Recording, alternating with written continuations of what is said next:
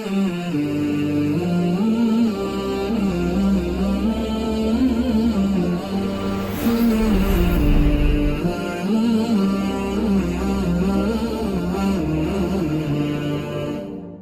الله الرحمن الرحيم الحمد لله رب العالمين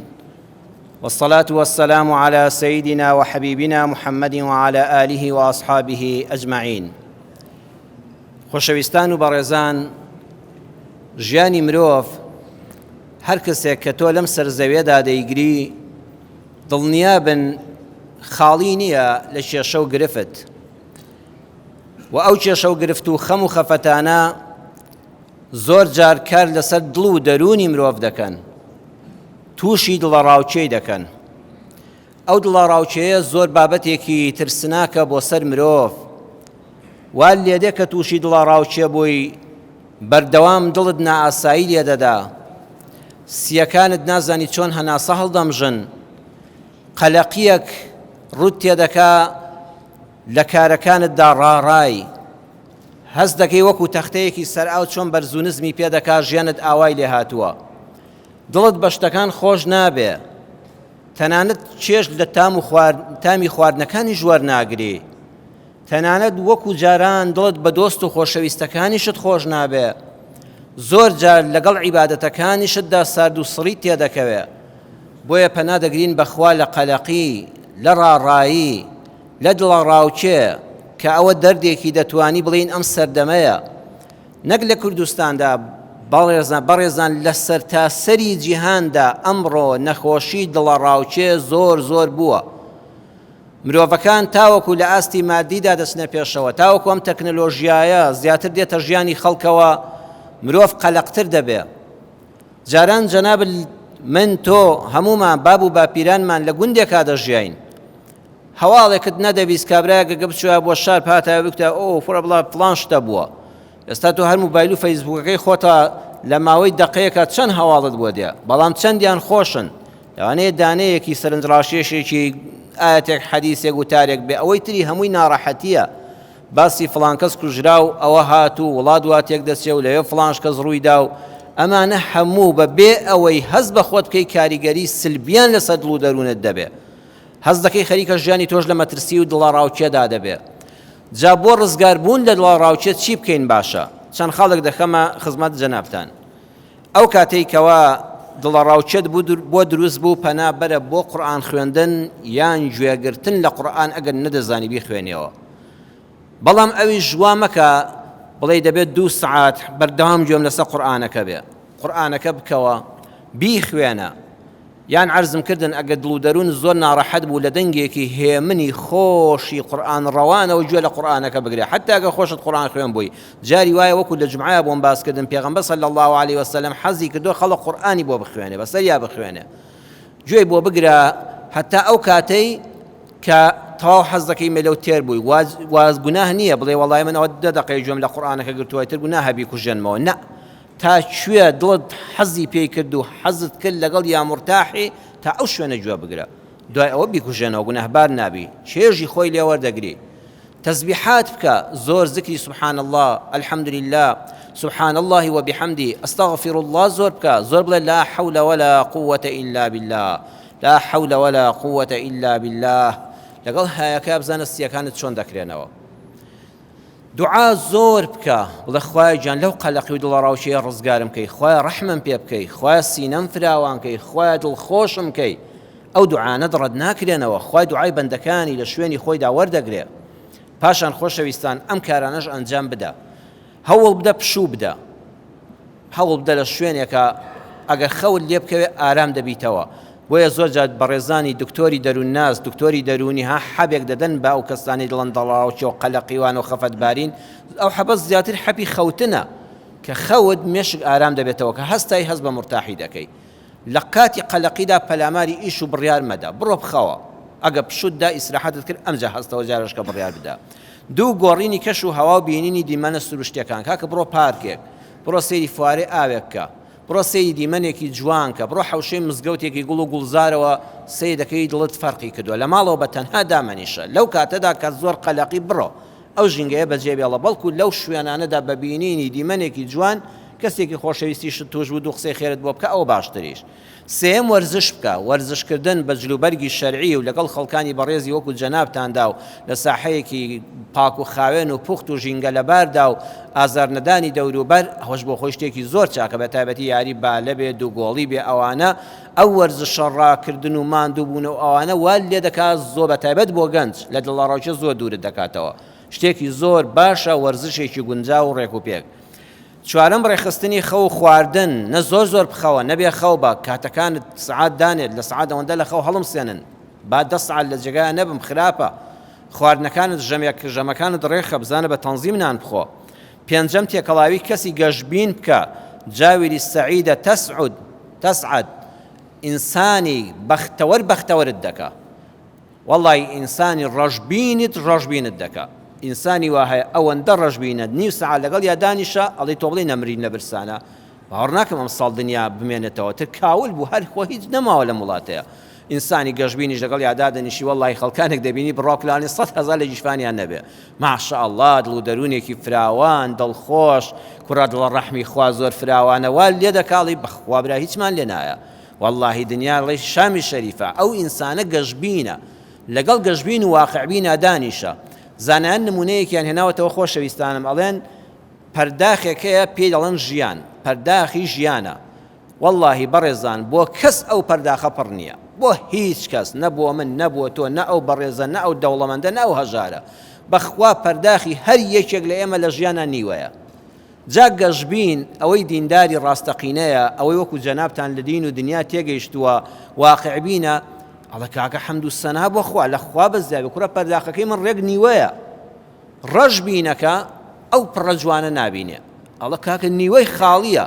ئەه قڕ بەسەرم ئەبێ خەڵک لەوانەیە پڕ بێ بە خوای من نیوەی خاڵیە، باشە بۆ خاڵیە، خوایە بۆ پڕن نەکرد پەرداخەکەم، دەست دەکا بە ناشکوری، هەموو ژیانی تاڵ دەبێت لەزەت لەو نیوە پڕە ناکە، ئەویان نابینێ. ئەها بەڕێزان پیاوی وا هەیە یان بڵێم زۆری ژنی وا هەیە لە ماڵە ئەو خانوو ئەو هەموو جوانی و سیفاتە جوانەی هەیە، ئەرێ بۆ پەنجەرەکەی ماڵی فڵان کەس هەموو گۆڕیانەوە بۆ پەنجەرەکانی ئێمە هێشتا لە منیۆمە، ئەی تۆوە لەم خانی خۆ تای پاک و خۆ دڵۆپە ناکات سەرما و گەرمانی یەک زەڕە بچووکێک دەدۆزێتەوە، ئێ ماڵی فڵان کەسیش کەم و کوڕێکەکەی هەیە لە شوێنێکە، ئەو بۆ سیارەکەی من وایی فڵان کەس واخە و لە بوارێکەکەدا پەرداخەکەی نیوەیە. بەڕێزان هەر کەسە پەرداخی ژیانی نیوەیە نابێ پڕ بێ، ئەگە پەرداخی ژیان پڕ بێ دەبێ ئێرە بەهەشت بێ، ئەوە بەس لە بەهەشتا هەیە. پەرداخە نیوەکە خاڵیەکەی مەبینە، ئەینا ڕەشبین دەبی. هیوا هەیە لە ڕەشبینیش خراپترە، ئەویش کێیە؟ ئەو کەسەیە نەپڕەکە دەبینێ و نەخاڵیەکە لەویش خراپتر. ئەو کەسە کێیە بەڕێزان کێیە زانێ؟ ئەنەکەدی، ئەو کەسەی هێندە پەست و تۆڕێ هەر پەرداخەکە دەشکێنێ، هەر نەک ناشکری دەکە هەیە دەستی ئەچێتە خۆی، ئاخری خۆی دەکوژێ، هیچ مەجالێک لە ژیانە نایڵێتەوە، یان پەلاماری خەڵک کوشتن دەدا بۆی بگا بە ئاواتەکانی، پەنا بۆ تەقانەوە و تەقینەوە دەبە، وا ئەزانێت دەچێتە دنیایشکی خاڵاویەوە. ئەنەکەدی لە ڕەشبینیش خراپترە، هەر نەک هەر گەشبین نییە بەڵکو دەگاتە ئەنجامی خۆکوشتن پەنا بەخوا. بۆیە لەگەڵ کەسی گەشبیندا بگەڕێ، لەگەڵ کەسی گەشبیندا لە گوێ لە وتاری گەشبینانە بگرە، بە ئیزنی خوا گەشبین دەبی، ئەو قەلەقیانت وەڵڵا کەم دەبنەوە. شەشەم خەم و خەفەتەکەت مەخۆوە، دەری ببڕە. باب و باپیرانی ئێمە زۆر عاقڵ بوون، دەیانگوت دەردی دڵی کردووە، دەردێکە لە دڵە. ئیمامی ابن الحەزمیش ڕەحمەتی خوا لەبێ، ابن حەزمی ئەندەلوسی هەروە دەڵێ، ئەڵێ مسڵمان خەفەتەکانت لە دڵتا مەخۆوە، پەنگیان پێ مەخۆوە، بەخواوەکو مەنزەڵی بوخارات تەنفیسی نەبێ، چی لێدە لە ئەنجامە؟ ئەتەقێتەوە مەنزەڵی بوخارتان بینیوە هاتچەند کونێکی هێدای مەفشەفشێکی دەکاتە دەرەوە، ئەوە ناهێڵە مەنزەڵەکە بتەقێ، با تەنفیسێکت هەبێ، ئەو تەنفیسە بە دوو شت دەبێ. ئەگەر پەنا بۆ خوای پەروەردگار بەری، هەردووچیان لە دینا هەیە، هەردووچیان نمونەتان بە ئیسلام بۆ دێنمەوە. دوو پێغەمبەری خوا سەلامی خوان لەسەر بێ ڕێمان پێدەدا ئیسلام، دەڵێت جاری وە ئیمانەکەت بەهێزکە ئەو دەردی دڵت بۆ لای خوا بەرە. یعقوب پێغەمبەر سەلامی خوای لەسەر بێ یوسفی لێ دوور خرایەوە بێت چارەنووس، چەند ساڵە لێی دوورە، خەم و مەراقەکە گەورەتر بوو، بنیامینیشی چوە سەر، بابەتەکە گەورەتر بوو، کوڕە گەورەکەشی نەهاتەوە سەری خۆی هەڵگرتووتی لە ڕوونا ئەوە بچمەوە بۆ لای باوکمان، یوسفیشمان ئاوا لێ کرد و بنیامینیشمان نەبردەوە، ئێستا بڵێن لەسەر دزی گیرا، وەڵڵا من لە ڕووم نایە. سێ دانە کوڕی لەدەستدا، چاوەکانی نابینا بوون، هێندە گریا، بەڵام قورئان لە سوورەتی یوسف ئاەتی 86 پێمان دەفەرمێ یعقوب دەیانگوت تۆ خۆت لە ناوبرد کورە دەبەسە هیچکە وەرە دەرەوە ئترە من نەبڕایەوە یوسف ئەوە تا بنیامینی ژڕۆی فەرمووی ئینەما ئەشکو بەثی وحوزنی إلى الله بەثی ئەوەی بە زمانە کاکە من دەردە دڵی خۆم کە بە زمان خەڵک بۆ یەکتری دەکا وحزنی حزن يعني ما في قلبي ئەوەی لە دڵی شمایە ئەوەی زمان و ئەوەی دڵم هەڵدەڕێژم بۆ چێ إلى الله بۆ لای خوا من ڕۆژانە گفتوگۆ لەگەڵ خوای خۆمدا دەکەم بە دوعا ئەڵێم خوای گیان ڕەحمەم پێ بکەی خوا بە ئەولادەکانم شادکەیەوە خوای گرفتەکانم چارەسەرکەی ناهێڵم لە دڵما کب بێ بەڵکو ئەو تەنفیسە چێیە بەینی خۆم و خوا بە دوعا دەری بڕە دەشکرێ ئەوەشیان ناشەرعی نییە بۆ پێغەمبەر صلی الله علیه وسلم ڕێگەی ئەمەشی داوین دۆستێکی خۆشەویستە ئینسانێکی زانای عاقڵی ژیری دڵسۆزی ئەمانەت پارێز کە ناچێ مەدیس دوای پێگەرم کە ئەزانی فڵان کەس هات بۆ لام کوڕە خۆ خەریکە دڵی ئەتەقێ دوای پێت پێ بکەنێ نا ئەبێ بیدۆزیەوە ئەو کەسە چەند دڵسۆستە چەند دیندارە چەند ئەمانەت پارێزە چەند ژیر و عاقڵە چەند خۆی گەشبینە ئاخر تۆرە مشکلەت هەبێ بۆ ڕووخاوێکی باسکە ئەوەندەی کە دەدڕوخێنێ ئەو خۆی قوڕ بەسەرە داماوە ئەبێ بزانی ئەو کەسە چەند بەهێزە کە تۆ قسەی بۆ دەکەی لە کوێی ژیانی پێغەمبەری ئیسلامدا صلی الله عليه وسلم خاتەمی پێغەمبەراندا ئەمە هەیە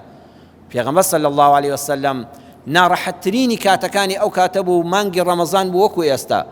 لە ئەشکەوتی حیڕا بۆ یەکەم جار فریشتەی وەحی بینی سێ جار بەخۆیەوە گوشی بەریدایەوە گوشیەوە بەریدایەوە پێغەمبەر صلی الله عليه وسلم حتا تین بۆ پەرستوەکانم دەهات جا تۆ وەرە لە ئەشکەوتێکابی بیر لە گەورەی خوا لە ئەرز و ئاسمانە بکەیتەوە خوا نابێ ئەم گەردوو نەبێ خالق بێ لەو کاتە کەسێک لێ پەیدا بێ شتی وات تا ئێستا نەبینی بێ مرۆڤ نییە فریشتەی لەسەر حەقیقەتی خۆی بینی جوبریلی بۆ یەکەم جار لەسەر ڕاستەقینەی خۆی بینی باوەشت پیاکەوە بکوشێ بخوێنە اقرأ باسم ربك الذي خلق دەفەرمێ لەبەر چاوی بزر بوو تەواو بوو دیمانەکە هاتەوە بۆ ماڵەوە لەرزی لێ هات بوو فەمووی زەمبیلونی خەریجە جان پۆشە لەرزم لێ هاتووە زۆر حاڵەتێکی نائاساییم هەیە ژنی بەڕێز ئەمە سیرەی پێغەمبەرە صلی الله عليه وسلم نابێ بڵێ ژیاننامە وەکو ژیانی سەرکردەیەک وایە کەی لەدایک بۆ چی کردو خەباتی چۆن بوو ئەوە مرۆڤێکی ئاسایی پێغەمبەر صلی الله عليه وسلم سیرەی هەیە سیرە واتە دەرسە ئامۆژگاریە حتا قیامەت بۆ هەموو شتێک بڕۆ خزمەتی وڵامەکە لا دەست دەکەوێت بە ئیزنی خوای گەورە بە ژن دەڵێ ئەگە پیاوەکەت هاتەوە لە دەرەوە پەشۆکا بوو حاڵی خراپ بوو وتی تخوا زۆر هیلاکم دام پۆشن کەس قسەم لەگەڵ نەکا جارە سەرمەکە سەری مەڵێ ئەی قورب بەسەرم بەخوا بزان جنۆکە دەستی لێوە شاندووە ئەبێت شکەت نییەکت کردبێ نالێی گەڕێ چاولێ خەدیجەی ژیر و عاقڵ هیچ لە پێغەمبەر صلی الله عليه وسلم ناپرسێ هیچ دایە پۆشێ بەتانیەکی پێدا دەدا حتا پێغەمبەر صلی الله عليه وسلم پشوو دەدا دوای ئەوە کە هەڵدەستێ هێشتا لێی ناپرسێ ژنی عاقڵ چاوەڕێ دەکا ئەگەر پێویست بکە ئەم پیاوە خۆی باسی دەکا ئەگەر پێویست نەکا با من لێی نەکۆڵمەوە بەڵکو هەر شتێکی یاسایی پیاوە و دەروونە و مرۆڤە و ماندوو دەبێ و قسەیەکی ناخۆشی بیستووە ئەگە خوای کرد بەم خەو پشودانە لە بیری چۆتەوە با هەر بە بیری نەخەمەوە با هەر لەسەری نەڕۆین سەیری کە ژن دەبێت لە سیرەی پێغەمبەر صلی الله عليه وسلم خۆزگە ئەمە لە مەدرسەکانە بخوێندرایە ژن پێشەوەی شوبکامی بە دەرس بخوێندا کاکە پیاوەکەی تۆش تووشی ئەم حاڵەتانە دەبێ ئەگە خوای کرد بۆ خۆی هیچی باز نەکرد هەبرینی مەکوڵێنەوە هەر لێی گەڕێ وازی لێ بێنە مەڵێ لەوە ڕۆژە بۆ وابووی پێغەمبەر صلی الله عليه وسلم خۆی باسی دەکا یا خەدیجە ئەی خەدیجەی خۆشەویستم ئەی هاوسەر و پشت و پەنام ئەی هاوڕێم چەند خۆشە ئینسان ژنێکی ئاوای هەبێ هەم ژنت بێ هەم هەموو کەست بێ هەم هاوڕێت بێ هەم ئەو کەسە بێ کە بتوانی دەردەدڵی خۆتی لە لا بکەی تێت بگا واللهی پیاو قەت تووشی هەڵە نابێت لە دەرەوەی ماڵە ئەگەر ژنێک ئاوا ئامێزی وەکو خەدیجە بۆ بکاتەوە بەڵێ خۆشەویستەکانم ئالەو کاتەدا کە پێغەمبەری خوا صلی الله عليه وسلم ڕوو دەکاتە خەدیجە و خەدیجەی خۆشەویستم لەقەد خەشیت على نفسی ئەزانی لە خۆم ئەترسم تووشی بەڵایەکی گەورە بم شتێکی زۆر سامناکم بینیوە بۆی دەژێڕێتەوە ئاوا حاڵەتێکی زۆر سەیر بوو یەکەم جارە لە ژیان شتی وا ببینم لەقەد خەشیت على نفسی پێغەمبەر صلی الله عليه وسلم لەم حاڵەتەیە تووشی چی بووە تووشی دڵاڕاوچێ بووە بۆی حەل نابێ ئەبێ ئەمە چی بوو بێ من بینیم ئەوە چ بوو وتی بخوێنە بەناوی پەروەردگارتەوە لەقەد خەشیت على نفسی خەدیجەی خۆشەویست و هاوڕێ و هاوسەری ژیانم هەی هەموو کەسم زۆر دەترسم قەلەقم دڵەڕاوچێمە چی بکەم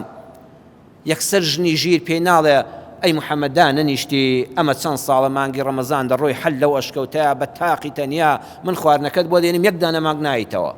پێی ناڵێ خۆشەویستمدا نەنیشتی حتا تووشی ئەم بەڵایە بووی ئەگە خوا بکەم جندەستی لێوەرنەوە شامبی ئەبێت توش سیحریان لێ نەکردبی نا کەسێ دڵە ڕاوچێ بوو پەنای بۆ هێنای وتی لە خۆم دەترسم وەزعم خراپە چی بکەین خاتو خەدیجە دەرسماندا دەدا ها ئیسلام جاری وا مامۆستاکانی ئافرەتە گەورەکانن هەر پیاوان نین ئافرەتانیش مامۆستان یەکسەر پێمان دەڵێ خاتو خەدیجە سیفاتە چاکەکانی ئەو کەسەوە بخەوە بیری بڵێ تۆ کەسێکی زۆر باشی تۆ کەسێکی زۆر مردی زۆر خواناسی وەڵڵا قەت خوا تووشی خراپەن ناکە چی بکەم معنەویەتی بەرزکەوە بەرگری جەستەی بەرزکەوە یەکسەر خاتو خەدیجە پێی دەڵێ كلا والله لا يخزيك الله أبدا خۆشەویستم ئەی محەممەد مەترسا قەت خوای گەورە تۆ لە ناو نابە قەت خوا تۆ تووشی بەڵا ناکە پێمان دەڵێ ئەگەر کەسێک قەلەقی و دڵە ڕاوچی هەبوو خۆشت بیری چاکەکانی خۆت بکەوە با کەسێک لە نزیکت بڵێ ئەلحەمدوللا تۆ کەسێکی باشی سەرکۆنەی ئەو کەسە مەکە کە قەلەقە ئەوەندەی کە دەڕوخێ بەڵکو سیفاتە چاکەکانی بیر بخەوە وتی تۆ خزم دۆستی تۆ میوان دۆستی هەر کەسێ لێی بقەومێ لەم شاری مەکە محەممەد پەنا بۆ تۆ دێنێ تۆ دڵ و دەرونێکی خاوێنت هەیە تۆ قەت بوختان بۆ کەس ناکەی تۆ قەت درۆ ناکەی بۆیە والله لا يخزيك الله أبدا دڵنیا بە قەت خوا تۆ تووشی بەڵاو ناڕەحەتی ناکە ئالێرەدا خەدیجە هیچ هەڵوێستیکەی نەبێ بەم قسەیە ئەم بابەتە حەسم کرێنە پێغەمبەر صلی الله علیه و سلم زیاتر دێتەوە سەر خۆی ئۆخەی ها خەدیجەش دەڵێت تۆ زۆر باشی ئەوەی بینی وتە نیشانی ترس نییە بەڵکو نیشانەی خێر بێ بەڵام عیلمی تۆ تا ئێرەیە بابەتەکەش گەورەیە ئەو بەڕێزا تۆ قسەی بۆ تۆ کردووە بابەتەکەی هەروە سادە نییە تو ئەزانی ئەمە مەسەلەیەکی گەورەیە یەکەم جار هێوری دەکەیتەوە لە قەلەقیەکە ڕزگاری دەکەی دەیهێنێەوە سەربارەت دۆخێکی ئاسایی بەڵام نابێت لێی گەڕین بەیانی توش دەبێتەوە بڕۆین بۆ لای چیە پسپۆڕێک لە من زاناتر بۆیە خەدیجە پێی دەڵێ خۆشەویستم ئەگەر حەز دەکەی من ئامۆزایەکم هەیە وەرەقەی کوڕی نەوفەل پیاوێکی پیرە لە ژوورێکا بۆ خۆی دانیشتووە لەسەر ئاینی عیسا پێغەمبەر خواپەرستی دەکا چەند کەسێک لە مەکەدا مابوون لە ژیانیان نەسەریان بۆ بدنەوی نەکردووە موحید و یەکتاپەرست بوون بە ئەڵڵا ئەو وەرەقەی کوڕی نەوفەلە ئامۆزای خەدیجە لەسەر ئاینی حەزەتی عیسای پێغەمبەر سەلامی خوای لەسەر بە خواپەرستی و خوای خۆی دەکرد خواپەرستی بە حەق بوو شارەزا بوو لە تەورات و ئینجیل دەفەرمێ وتی با بچین بۆ لای بۆ نەچین بۆ لای ئەویش دەیبا بۆ لای کەسێشکە لە خۆی زاناتر خەدیجە شتێک دێ بە دڵیا ئەمە بابەتێکی مرۆیی نییە با بڕۆین بە دوویا با بچین لە پسپۆڕی ئەو وارە بپرسین کە دەچنە خزمەت وەرەقە و بۆی دەجێڕنەوە وەرەقە دەگەشێتەوە ئەڵێ واللهی ئەی محەممەد سوێن بەخوا ئەوە هەر ئەو فریشتەیە بۆ کە بەلای موسا شاتەوە وحی بۆ هێناوە تۆ بووی بە پێغەمبەری خوا بەڵام چی بکەم حەیف ئالێ وەرەقە یەکسە موسڵمان دەبێ یەکسەر پێی دەڵێ خۆزگە گەنج دەبووم خۆزگە توانام دەبوو ئەو کاتێک کە قەومەکە دەربەدەرت دەکەن ئازارت دەدەن خۆزگە بم توانیا دیفاعل لێ بکەم ئای چەند ساڵە چاوەڕێی هاتنی پێغەمبەری ئاخری زەمان دەکەم ئەی محەممەد تۆ بووی بە پێغەمبەری خوا دوای تۆ هیچ پێغەمبەری تر نایە ئەوە ئەو جوبریلە بووە کە کاتی خۆی وحی بۆ موسا پێغەمبەری شێناوە کتابی خوای بۆ دابەزاندووە بەڵێ خۆشەویستان پێغەمبەری خوا صلی الله علیه و سلم فەرمووی بۆچی دەریشم دەکەن ئازارم دەدەن بەڵێ فەرمووی ئەو ڕێبازی پێغەمبەرانە